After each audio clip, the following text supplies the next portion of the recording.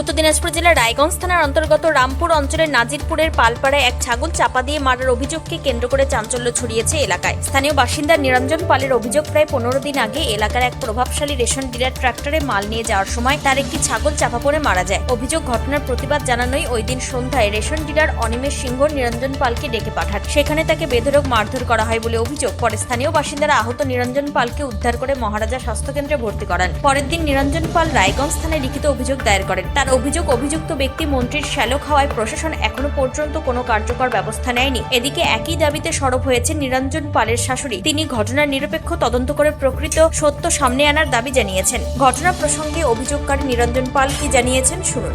হলো ডিলিয়ারের যখন মাল নিয়ে যাচ্ছে তখন একটা ছাগল আমার মেরে দিল, একবারে ডেড বডি করে দেওয়ার পর তখন সময় বেলা 11টা।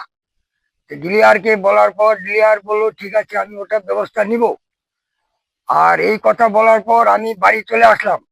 তারপরে ডিলিয়ার আবার সন্ধ্যায় 6:30টার দিক দিয়ে ওনার অফিসে ডাকে নিয়ে যায়, তৃণমূলের লোকজন দিয়ে আমাকে বেধর্ম ভাবে মারার পর আমি ওই মুহূর্তে হসপিটালে ভর্তি থাকার পর তারপরের দিন বেলা 10টা-11টায় আমি প্রশাসনকে জানাই।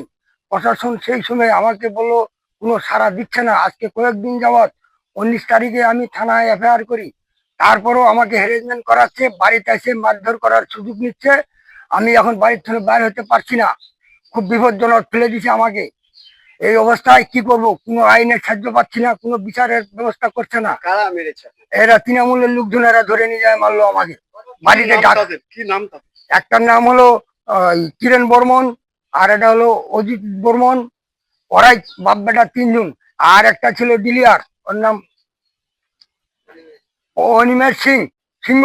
উনি আমাকে ডেকে নিয়ে যায়, নিচে হাত দিয়ে পুরা বয়সে মার খাওয়ালো। আমার একটা মান সম্মান ছিল, উনি আমাকে মান সম্মানটা ধুলার সঙ্গে মিশাই দিল, দিয়ে উনি পিছায় চলে যায়।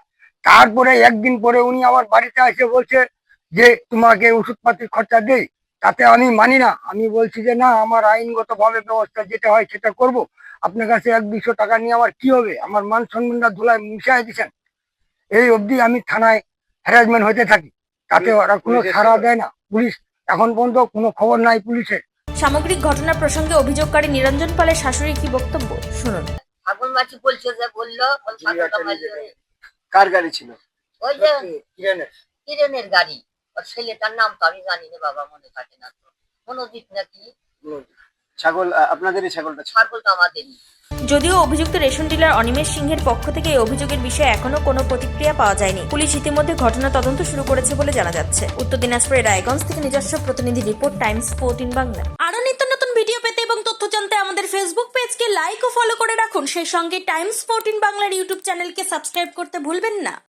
মুখের উজ্জ্বলতা হারিয়ে গেছে, স্পট পড়ে গেছে, ব্রণ ভর্তি, তাই আর দেরি না করে আজই আসুন রায়গঞ্জের চণ্ডীতলায় হেলথ প্লাস মাল্টি স্পেশালিটি ক্লিনিকে এবং এখানে পান অভিজ্ঞ ডাক্তার দ্বারা ফ্রি স্কিন টেস্ট। আরো বিস্তারিত জানতে যোগাযোগ করুন 9674895169 এই নম্বরে।